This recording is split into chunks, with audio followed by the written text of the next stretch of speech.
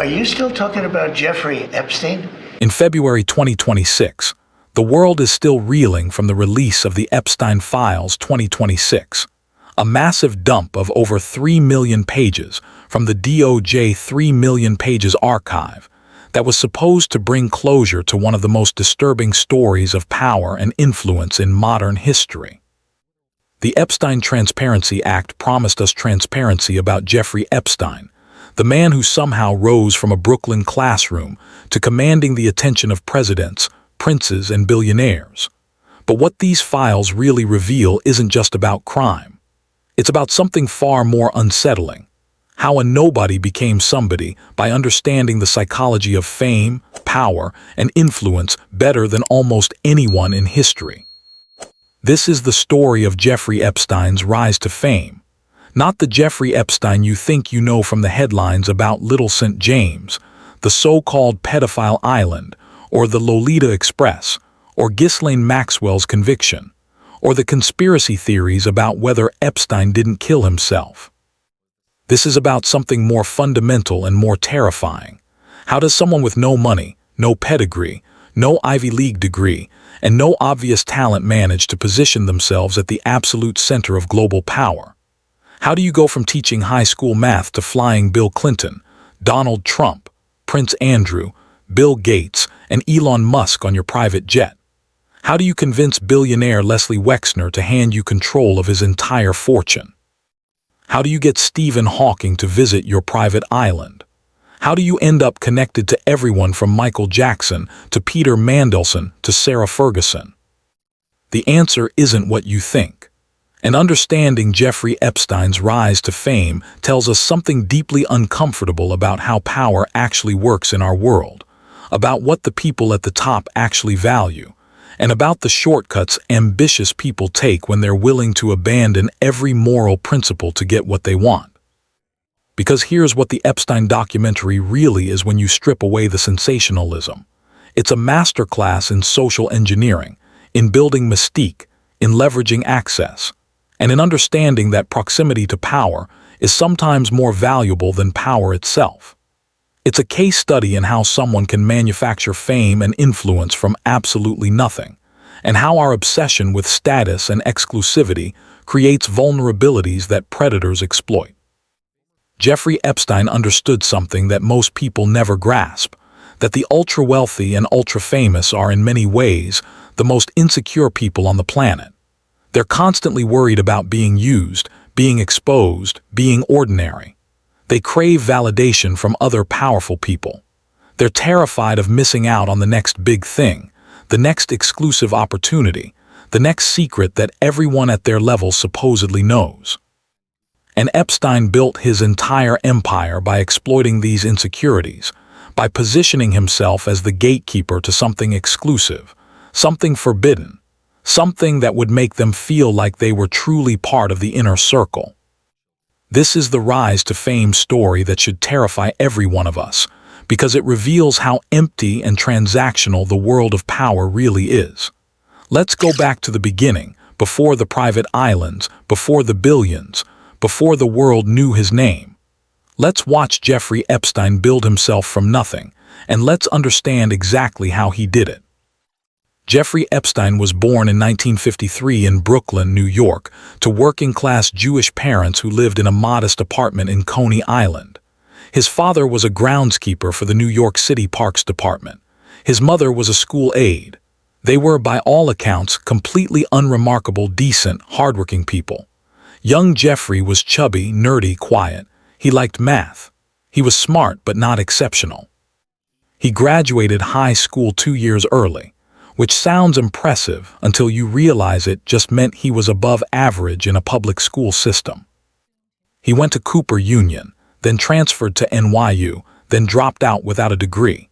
At 21 years old, Jeffrey Epstein was a college dropout with no connections, no money, no clear path forward. Most people in that position would struggle for years, maybe their whole lives, to achieve even modest success. But Epstein did something that reveals his true genius. He understood that your first move doesn't have to be your best move. It just has to get you in the room. In 1973, Epstein got hired as a math and physics teacher at the Dalton School, one of Manhattan's most elite private schools. Now, here's the first interesting thing. How does a college dropout with no teaching credential get hired at one of the most prestigious prep schools in America? The answer is he had a connection. Someone knew someone. The headmaster at the time was Donald Barr, father of future Attorney General William Barr, and Barr was known for unconventional hearing practices. He believed raw intelligence mattered more than credentials. But here's what's crucial. Epstein didn't get hired at Dalton because he wanted to be a teacher. He got hired because he understood that Dalton was where Manhattan's elite sent their children. The parents of his students were investment bankers, real estate moguls, lawyers, politicians. Dalton wasn't a job. It was an audition for a completely different life. And by all accounts, Epstein played his role perfectly. He was young, charming, unconventional. He showed up to this buttoned-up prep school wearing gold chains, open shirts, a fur coat. He was provocative, interesting, different. He got invited to parent events. He made connections. He impressed people with his facility with numbers and his willingness to talk about money, investments, opportunities. Remember, this is the mid-1970s. Wall Street is exploding. Fortunes are being made overnight. And here's this young, hungry, mathematically gifted guy who's eager to learn, eager to help, eager to be useful. One of those parents was connected to Alan Greenberg, the CEO of Bear Stearns, one of the biggest investment banks on Wall Street.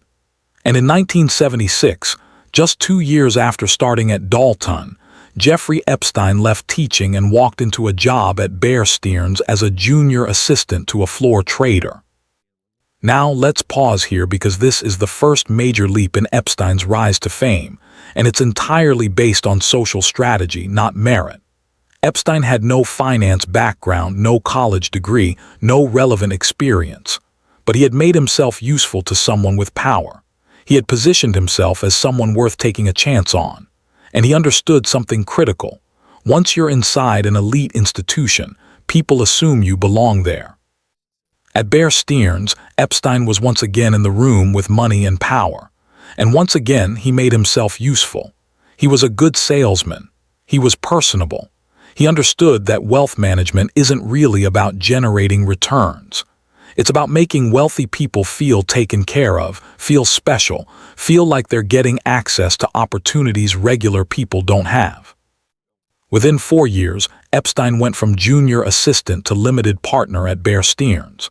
That's an absolutely meteoric rise, especially for someone without a degree. But here's the thing about meteoric rises. They often come with shortcuts. And in 1981, Epstein was asked to leave Bear Stearns during an SEC investigation into insider trading. He was never charged personally, but clearly something went wrong. For most people, getting forced out of a major Wall Street firm under a cloud of suspicion would be the end of their finance career. For Epstein, it was just the beginning. Because he'd already learned the most important lesson. Wealth isn't about working your way up through institutions. It's about gaining the trust of one person with real money and using that as a springboard. This is where the story gets murky and where Epstein's genius for cultivating mystery becomes clear. Throughout the 1980s, Epstein's career is a black box. He supposedly started a financial consulting firm. He supposedly worked with wealthy clients on tax strategies and money management. But there are almost no records, no regulatory filings, no clear paper trail of what he actually did or who he worked for. What we do know is that sometime in the 1980s, Epstein met Leslie Wexner, the billionaire founder of the limited retail empire and Victoria's Secret. And this relationship, more than anything else, is the foundation of Jeffrey Epstein's rise to fame and power. Leslie Wexner was, at the time, one of the richest men in America, worth billions, and he was exactly the kind of client Epstein had been searching for. Wealthy, but also somewhat isolated and socially awkward. Brilliant in business but less comfortable in elite social circles. Self-made rather than born into wealth, which meant he was still figuring out how the truly rich operated. Epstein positioned himself as Wexner's gateway to that world. He wasn't just a financial advisor. He became Wexner's social curator, his fixer, his trusted confidant. And somehow, by the early 1990s, Epstein had convinced Wexner to give him nearly unlimited power of attorney over his finances. Epstein could sign checks, move money, buy property, make investments, all in Wexner's name. Think about that for a moment. One of the richest men in America gave a former schoolteacher with no credentials and a murky past complete control over his fortune. How does that happen? What could Epstein have possibly offered to earn that level of trust? The answer, according to people who knew both men, is that Epstein made himself indispensable. He handled things Wexner didn't want to deal with. He protected Wexner's privacy. He opened doors to exclusive social circles. He made problems disappear. And critically, he never asked for obvious things like a fancy title or public recognition. He operated in the background, which made him seem more trustworthy, more discreet, more like someone who genuinely served Wexner's interests rather than his own. But here's what Epstein was really doing. He was using Wexner's wealth and reputation to build his own empire of influence. With Wexner's backing, Epstein acquired assets that created the appearance of massive personal wealth.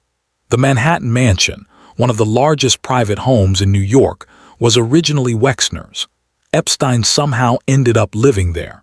The private jet that would become known as the Lolita Express. That was Wexner's plane before Epstein took control of it. Epstein was brilliant at understanding that in elite circles, appearances matter more than reality. If you live in a $70 million mansion, fly on a private 727, and claim to only work with billionaire clients, people assume you're successful. They don't ask for proof. They don't demand to see your balance sheet. They just accept that you must be legitimate because you're operating at a level that seems to confirm it. This is a crucial lesson about how fame and influence work at the highest levels. It's not about what you've actually accomplished. It's about the signals you send and the company you keep. Epstein understood that if he could surround himself with famous, powerful people, everyone would assume he deserved to be there. And so he set about building the most exclusive social network in the world. He threw parties. He made introductions. He positioned himself as a connector, someone who could bring together interesting people from different worlds: business, politics, academia, entertainment, royalty. He cultivated relationships with Bill Clinton and Donald Trump in the 1990s when both were at the peak of their power and influence. He developed connections with Prince Andrew through Ghislaine Maxwell, whose father had been a British media mogul with deep establishment ties. Ghislaine Maxwell is critical to understanding Epstein's rise to fame because she brought him something he couldn't get on his own: European aristocratic credibility. Maxwell was the daughter of Robert Maxwell, a controversial but undeniably connected figure in British high society. She'd gone to Oxford. She knew princes and prime ministers. She had the accent, the manners, the social intelligence to operate in circles that might have been skeptical of a Brooklyn-born American financial advisor with a murky background. Together, Epstein and Ghislaine Maxwell created something unprecedented: a social salon that mixed old money and new money, American power and European aristocracy, business titans and intellectual celebrities. They hosted dinners at the Manhattan Mansion, gatherings at Epstein's Palm Beach estate, trips to Little St. James in the U.S. Virgin Islands, and visits to Zorro Ranch in New Mexico. And here's what made it so seductive to the powerful people who attended: exclusivity. Epstein's gatherings weren't advertised. They weren't covered in society pages. You had to be invited, you had to be vetted. And once you were in, you were surrounded by other powerful people who wouldn't normally be accessible to you: a former president, a British royal, a Nobel Prize winner, the founder of a tech empire. All in one room, all relaxed, all supposedly among peers.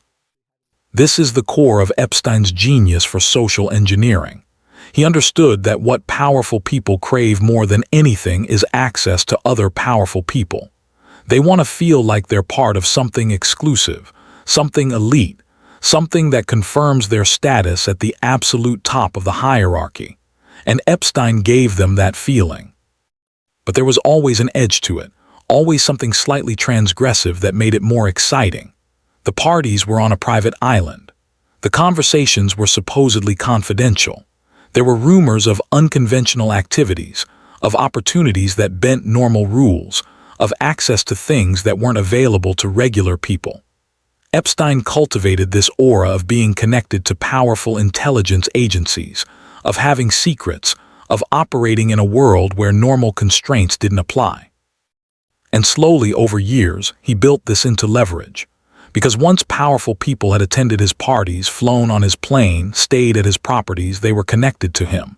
And in a world where reputation is everything, those connections became a form of insurance for Epstein. He had photos. He had flight logs. He had guest books. According to the Epstein Files 2026, he had extensive video and photographic documentation of gatherings at his properties. This is where Epstein's rise to fame becomes deeply sinister, because the same strategies he used to build influence, creating exclusivity, documenting everything, making himself indispensable, were also the tools of a blackmail operation. The line between networking and entrapment became increasingly blurred. Let's examine Epstein's specific tactics for building and maintaining power, because understanding his methodology reveals uncomfortable truths about how influence really works at elite levels. First, there was the strategy of manufactured scarcity. Epstein never advertised his services. He never marketed himself publicly. Instead, he operated entirely through word of mouth and personal recommendations. He would tell potential clients that he only worked with billionaires, that his client list was completely confidential, that he turned down most people who approached him.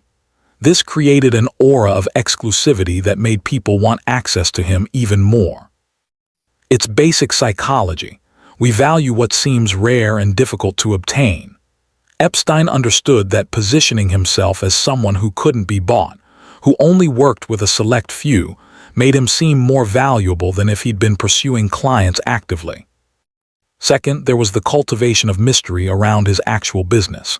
If you tried to research what Epstein actually did for his clients, you'd find almost nothing. He wasn't registered with the SEC as an investment advisor. His firm was based in the U.S. Virgin Islands, which meant minimal regulatory oversight. He never published returns or performance data. He never gave interviews about his investment strategies. This opacity should have been a red flag. In legitimate finance, transparency builds trust. But Epstein understood that for certain clients, mystery creates appeal. If you can't verify what someone does, you project your own assumptions onto them. Wealthy people assumed Epstein must be brilliant because other wealthy people used him. It was circular logic, but it worked. Third, there was his strategy of intellectual camouflage. Epstein surrounded himself with academics, scientists, and intellectuals. He donated money to Harvard, MIT, and other prestigious institutions. He hosted dinners where Nobel laureates mixed with business titans. He positioned himself as a patron of science and learning. Stephen Hawking visited Little St. James for a conference Epstein sponsored on gravity. Leading geneticists, mathematicians, and physicists accepted his funding and attended his gatherings. This gave Epstein an intellectual credibility that distracted from questions about his actual qualifications or business practices. If Stephen Hawking is at your conference, people assume you must be legitimate. It's reputation laundering through association with respected figures. Fourth, and most importantly, was Epstein's genius for creating mutual compromising situations. The parties weren't just social gatherings. They were carefully constructed environments where powerful people could be observed, documented, and potentially leveraged. The properties were equipped with cameras. Activities were recorded. And while we can't know the full extent of what happened at these gatherings, the Epstein Files 2026 show thousands of images, but many are redacted. What's clear is that Epstein created situations where powerful people felt comfortable letting their guard down, doing things they wouldn't want publicized, engaging with people they shouldn't have engaged with. This is the dark heart of how Epstein's network functioned. Once someone had been to the island, once they appeared in photos at certain parties, once they'd flown on the Lolita Express with certain other passengers, they became implicitly tied to Epstein's world. They had something to lose if Epstein's activities became public, and that gave Epstein power over them, even if nothing illegal happened during their specific interactions with him. This mutual compromise strategy is how intelligence agencies often operate, and it's telling that Alexander Acosta, the federal prosecutor who gave Epstein the sweetheart plea deal, later claimed he was told Epstein belonged to intelligence. Whether Epstein actually worked with intelligence agencies or just operated using similar methodologies, what's clear is that he understood how to create networks of mutual dependency and leverage. Think about it from the perspective of someone powerful who attended an Epstein gathering. Maybe you went to Little St. James for what was billed as a scientific conference. While there, you were photographed with other attendees, some of whom were later revealed to be problematic. Maybe activities happened at the event that you didn't participate in but witnessed. Maybe Ghislaine Maxwell introduced you to young women she described as massage therapists or assistants, but who were actually victims. Even if you personally did nothing wrong, being associated with that environment creates risk. And that risk creates pressure to protect Epstein, to not ask too many questions, to not be the person who breaks rank and draws attention to the whole network. This is sophisticated social engineering. Epstein wasn't just building a network of powerful friends. He was building a network of powerful people who had mutual incentives to protect each other and him. Every person who attended became part of a web where everyone's reputation was tied together. Speaking out about Epstein meant potentially exposing yourself and others to scrutiny. Staying quiet meant the network remained intact. And this network was incredibly diverse. It included Republicans like Donald Trump and Democrats like Bill Clinton. It included British royalty like Prince Andrew and American business titans like Bill Gates. It included academics, entertainers, politicians, financiers. This diversity was strategic. It meant that no single political party or social faction had an incentive to expose Epstein, because doing so would damage people on their own side. The network transcended traditional divisions, which made it more resilient. Consider the timeline of how long Epstein operated. From the early 1990s when he met Wexner until his first arrest in 2005, that's roughly 15 years of building this network without any serious legal consequences. Then from his 2008 plea deal until his 2019 arrest, that's another 11 years where he operated as a registered sex offender while maintaining relationships with global elites. That's over a quarter century of accumulating power, connections, and leverage. During those decades, people knew things weren't right. There were rumors. There were whispered warnings in certain social circles. Victims tried to come forward. Local police in Palm Beach investigated, but nothing stuck because Epstein had become too connected to fail. He'd built such an elaborate web of relationships with powerful people that dismantling his operation meant implicating dozens or hundreds of others. This is the real horror of how power concentrates at elite levels. It's not that there are a few bad actors. It's that the system creates incentives for people to protect bad actors once they become sufficiently connected. Speaking truth becomes career suicide. Maintaining the network becomes more important than accountability. Everyone tells themselves they didn't really know. They never saw anything conclusive. They were just attending social events. They can't be held responsible for what other people did. And so Epstein's rise continued for decades. He accumulated more properties. Little St. James expanded with new construction. Zorro Ranch in New Mexico became another gathering place.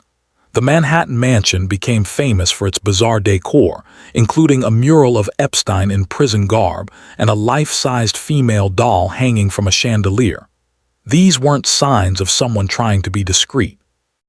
These were power moves, displays that said, I can have whatever I want. I can be as strange as I want. I can push boundaries and no one will stop me. The people in Epstein's orbit saw these things. They saw the young women always present at his properties. They saw the bizarre decorations.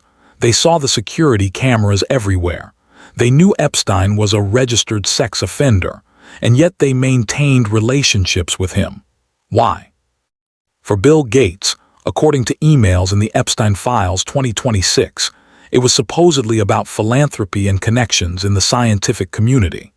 Gates met with Epstein multiple times starting in 2011, years after Epstein's conviction. Gates' representatives have claimed these were professional meetings about charitable giving, but the emails suggest the relationship was more personal, with Epstein apparently knowing about Gates' marital problems and extramarital affairs. Melinda Gates has said that Gates' relationship with Epstein was part of what led to their divorce. Whatever the full truth, Gates valued something about his connection to Epstein enough to risk the obvious reputational damage of being associated with a convicted sex offender. For Leon Black, the billionaire founder of Apollo Global Management, the relationship was even more extensive and lucrative for Epstein. Between 2012 and 2017, years after Epstein's conviction, Black paid Epstein over $158 million for tax and estate planning advice. That's an absurd amount of money for financial advice. For comparison, most financial advisors charge between 0.5 and 2% of assets under management. Even for someone with Black's wealth, $158 million for advice is extraordinary. What was Epstein really providing? The Epstein Files 2026 show communications between Black and Epstein that go far beyond professional tax advice, discussing women in Epstein's orbit and personal matters that suggest a much deeper relationship than Black publicly acknowledged. For Prince Andrew, the relationship seems to have been social and possibly related to his own desires for access to wealthy Americans who could support his business ventures. Andrew was always the less favored royal, not in line for the throne, expected to generate his own income, and somewhat desperate to maintain a lifestyle befitting royalty without the resources that come with being the heir. Epstein and Ghislaine Maxwell provided Andrew with access to wealthy Americans, opportunities to network, and inclusion in exclusive social circles. The cost was his reputation, which he was apparently willing to pay. For Elon Musk, the details are still emerging. Musk has claimed he barely knew Epstein and refused invitations to Little St. James. But the Epstein Files 2026 include emails that suggest Musk was more interested in Epstein's gatherings than he's publicly admitted. The truth is probably that Musk, like many in Silicon Valley, was curious about Epstein's network and what it could offer in terms of connections to power and capital. For Donald Trump, the relationship was primarily in the 1990s and early 2000s when both were socializing in Palm Beach and New York social circles.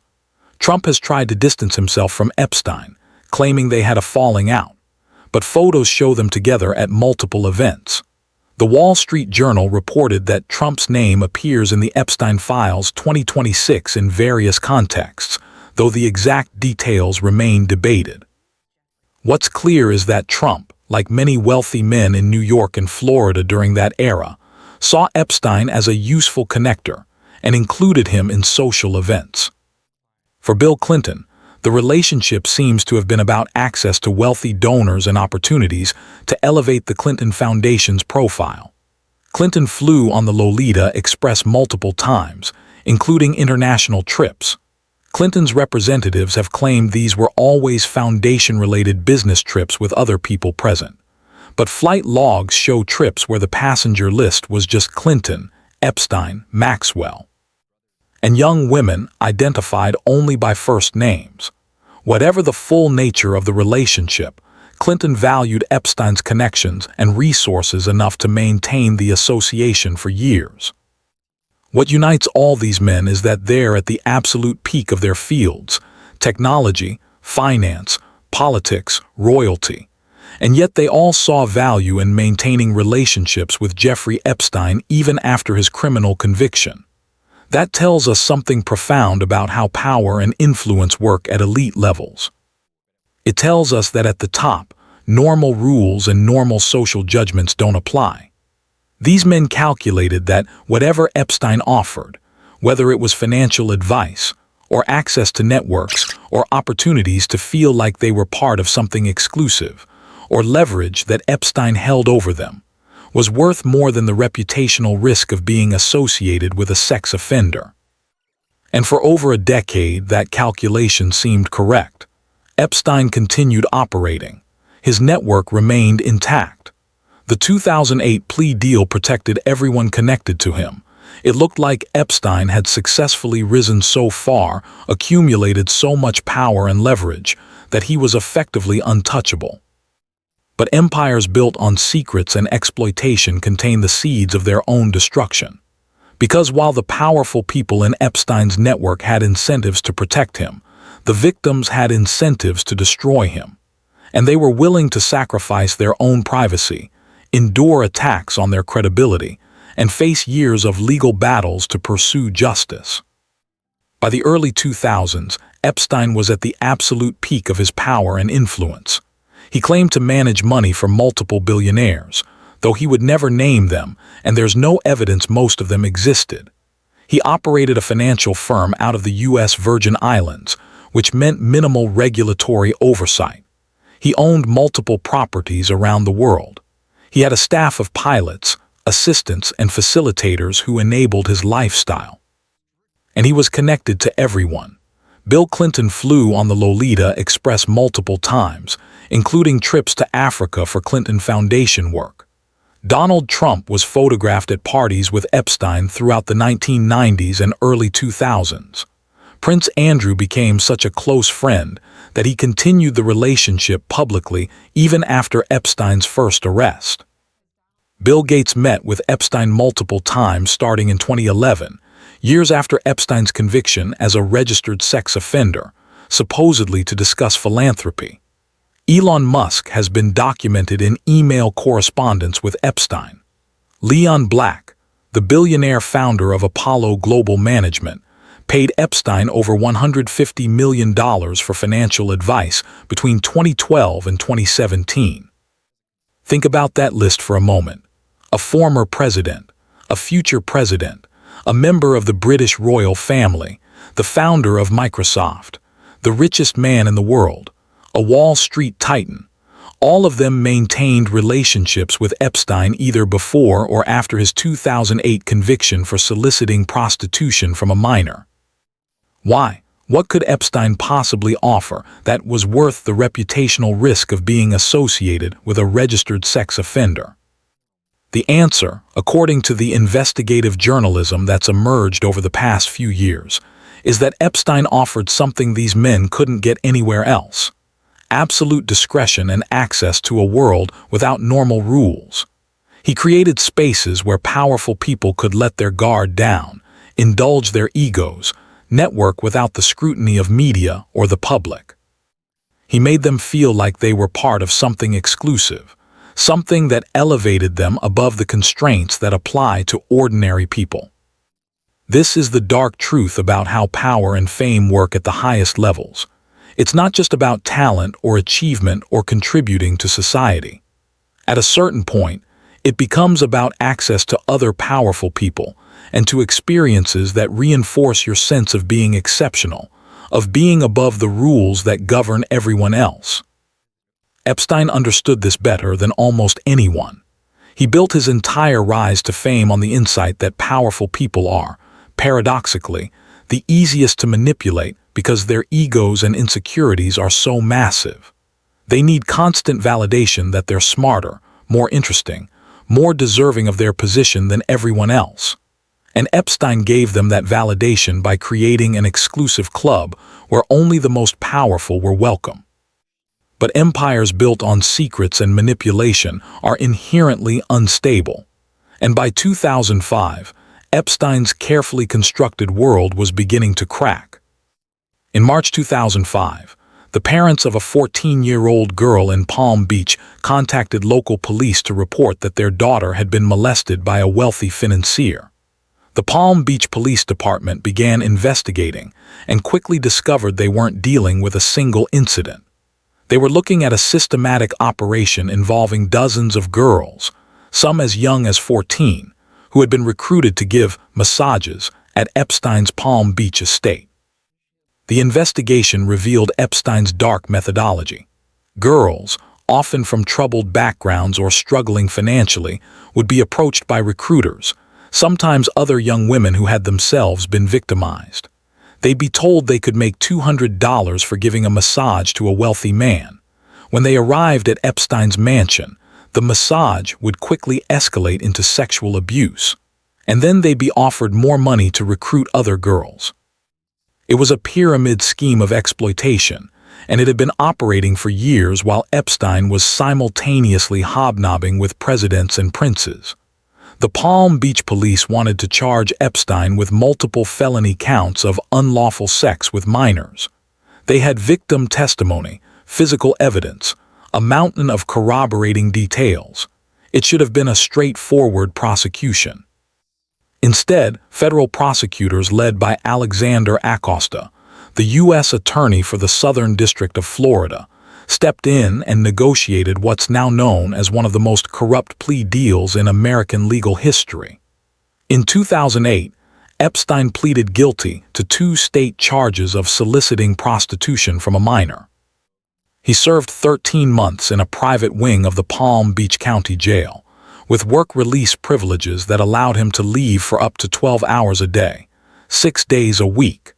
And most outrageously, the deal included immunity for any named or unnamed co-conspirators, effectively shutting down any investigation into the network of people who enabled or participated in Epstein's operation. This is the moment that reveals the true extent of Epstein's power and influence, because that plea deal shouldn't have been possible.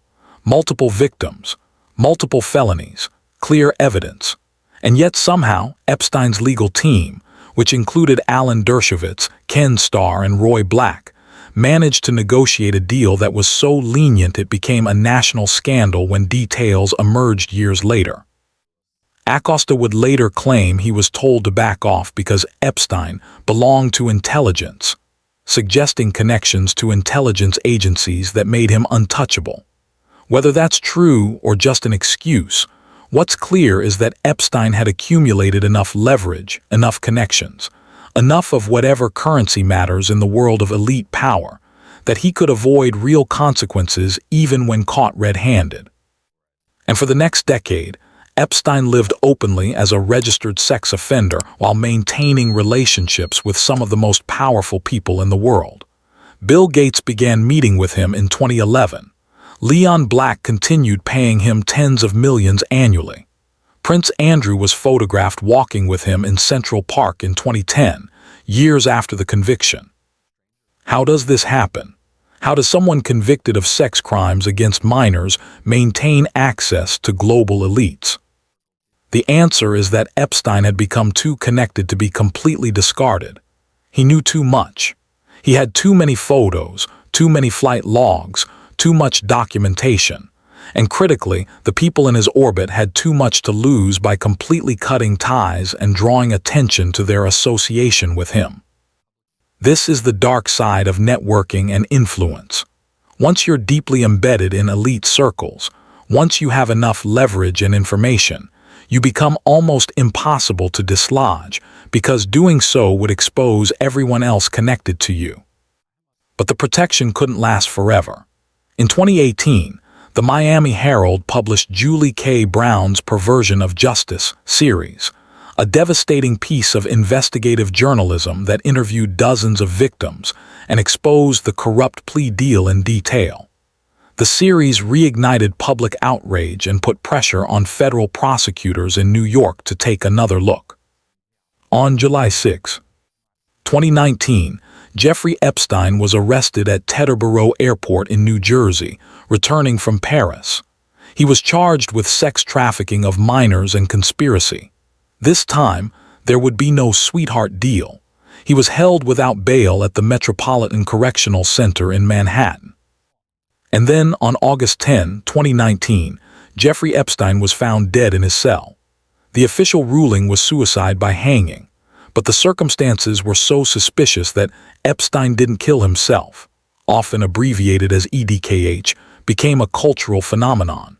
The Michael Baden autopsy, conducted by a renowned forensic pathologist hired by Epstein's brother, found injuries more consistent with strangulation than hanging.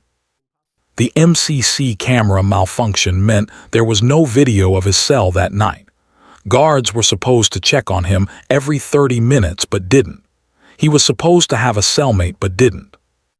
Whether Epstein killed himself or was killed, his death eliminated the possibility of him testifying, of naming names, of providing evidence against the powerful people in his network. And with his death, the truth about his rise to fame and the full extent of his connections seemed like it might die too.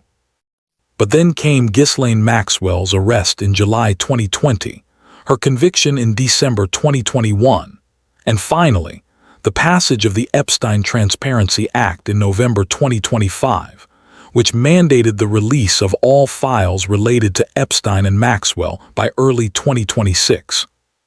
The Epstein Files 2026, released on January 30, 2026, include over 3 million pages, 2,000 videos, and 180,000 images. And what they reveal is the full scope of Epstein's network and the methods he used to build it. The files show extensive correspondence between Epstein and dozens of high-profile figures, emails discussing parties, travel arrangements, introductions, flight logs from the Lolita Express showing trips to Little St. James, Zorro Ranch, and other properties, photos from social gatherings, guest books, birthday messages. A March 2013 email draft apparently written by Epstein describing Bill Gates as concerned about sexually transmitted diseases and discussing marital problems with Melinda Gates. Communications between Epstein and Leon Black about business dealings and personal matters. Evidence of Howard Lutnick corresponding with Epstein years after publicly claiming to have cut all ties. For the first time, the public can see the full network that Epstein built and the extent to which powerful people maintained relationships with him even after his conviction. What emerges from the Epstein Files 2026 is a portrait of elite social circles that's deeply uncomfortable. Because what becomes clear is that proximity to power matters more than morality at the highest levels, that discretion and exclusivity are valued above ethics, that powerful people will maintain relationships with almost anyone if they believe that person can offer them access, opportunity, or protection. Epstein's rise to fame was only possible because of these dynamics. He didn't have any special talent. He wasn't a financial genius. His supposed investment strategies were mostly smoke and mirrors. What he had was an uncanny understanding of how to exploit the insecurities and desires of the powerful. He understood that wealthy people are terrified of being ordinary. He gave them a sense of being part of something exclusive. He understood that powerful people are paranoid about being used. He made himself seem like the one person who served their interests without ulterior motives. He understood that elites are obsessed with access to other elites. He created spaces where that access felt natural and unforced. And critically, he understood that powerful people will overlook almost anything if you make them feel important enough. If you give them access they can't get elsewhere, if you create a sense that you're all in this together, all part of a club that operates by different rules than the rest of society. This is the real lesson of Jeffrey Epstein's rise to fame. It's not a story about one evil man. It's a story about a system of power that enabled him, protected him, and continues to protect the people who were part of his network. Because even now in 2026, with all these files public, with Ghislaine Maxwell in prison, with Virginia Giuffer's courageous testimony before her tragic death in April 2025, with evidence of connections to Donald Trump, Bill Clinton, Prince Andrew, Bill Gates, Elon Musk, Leon Black, Peter Mandelson, Sarah Ferguson, Stephen Hawking, Michael Jackson, and dozens of other prominent figures. Even now, only 2 people have faced criminal consequences. Epstein himself, who's dead, and Maxwell, who's serving 20 years. Everyone else has issued statements denying wrongdoing, claiming they were duped, insisting they cut ties as soon as they learned the truth. And the system has, by and large, accepted those explanations because holding powerful people accountable would require dismantling the entire structure of elite privilege that allowed Epstein's rise in the first place. The unredacted files show the extent of the network. The sex trafficking operation was systematic. The elite enablers were numerous. But the political will to pursue real accountability doesn't exist because too many powerful people have too much to lose. This is what Jeffrey Epstein's rise to fame reveals about our world. Power isn't about merit or contribution or making the world better. At the highest levels, it's about access, leverage, and the willingness to protect other powerful people at all costs. Epstein rose from nothing to the center of global power by understanding this better than anyone. He built his empire on the insight that if you can make yourself valuable enough to enough powerful people, you become untouchable. And even when he was finally caught, even when he died under the most suspicious circumstances imaginable, even when millions of pages of evidence were released, the system he exploited remains largely intact. The people who enabled his rise, who flew on the Lolita Express, who visited Little St. James and Zorro Ranch, who maintained relationships with a convicted sex offender because he offered them something they valued more than morality. Most of them are still in positions of power and influence. That's the real horror of the Jeffrey Epstein story. Not just what he did, but what his rise to fame reveals about how power actually works, about what the people at the top actually value, about the shortcuts they'll accept, the moral compromises they'll make, the associates they'll tolerate, all in service of maintaining their position in the hierarchy. Virginia Giuffre spent years fighting to be heard, to be believed, to hold powerful men accountable. She won settlements. She saw Ghislaine Maxwell convicted, but she never saw full justice. And the weight of that, combined with ongoing legal battles and health issues, became unbearable. Her death in April 2025 is a tragedy that underscores the ongoing cost of Epstein's rise to fame and the system that enabled it. Because survivors like Virginia paid the price for Epstein's ambition and for the willingness of powerful men to overlook his crimes in exchange for access to his exclusive world.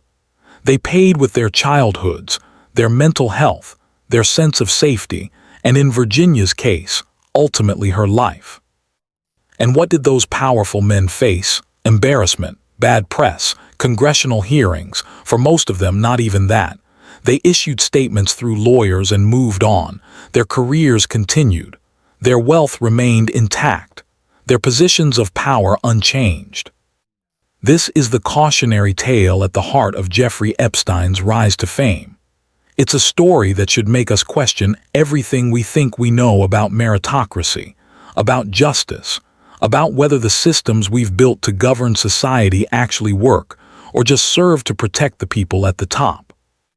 Epstein rose because he understood that appearances matter more than reality, that access is more valuable than achievement, that powerful people will tolerate almost anything from someone who makes them feel like they're part of an exclusive inner circle.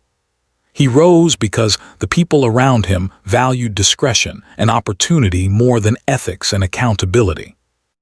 And he fell, ultimately, not because the system worked, but because journalists like Julie K. Brown refused to let the story die, because survivors like Virginia Giuffre had the courage to speak out despite knowing they'd be attacked, and because enough ordinary people demanded accountability that the pressure became impossible to ignore.